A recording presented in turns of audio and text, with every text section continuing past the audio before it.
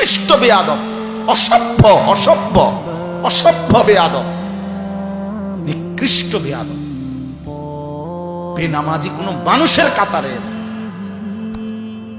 জন্তু জানোয়ারের মতো খায়, ঘুমায়, পেশাব পায়খানা করে আর লজ্জাস্থানের চাহিদা পূরণ করে।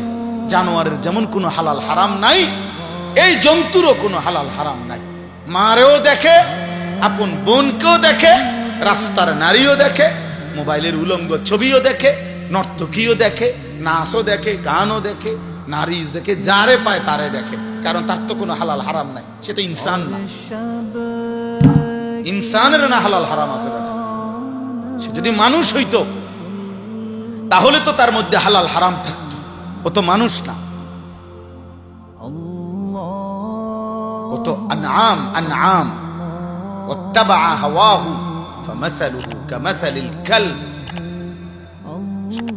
জানো ভাইয়া, কোরআন শরীফের আয়াত, আল্লাহ বলছে মনের চাহিদার যে অনুসরণ করে, আল্লাহর হুকুম বাদ দেয়, রাসূলের সুন্নাত বাদ দেয়, আল্লাহর বিধান বাদ দিয়ে, নবীর তরিকা বাদ দিয়ে, দিন ও ইমানের পাত্তা নাই, মনের ইচ্ছা যা মন চায়, চুল রাখলা মন মতো, পোশাক পরলা মন মতো, খাও মন মতো, হাঁটো মন মতো, নারী, ছবি, নাচ, অশ্লীল দৃশ্য, মোবাইলের উল্লাস, বন্ধুদের অসৎ আড্ডা, জুয়া, মদ, নেশা, গাঁজা, ফেন্সিডিল, ইয়াবা, সবকিছু নিয়ে পড়ে থাকলা মনের ইচ্ছা মতো।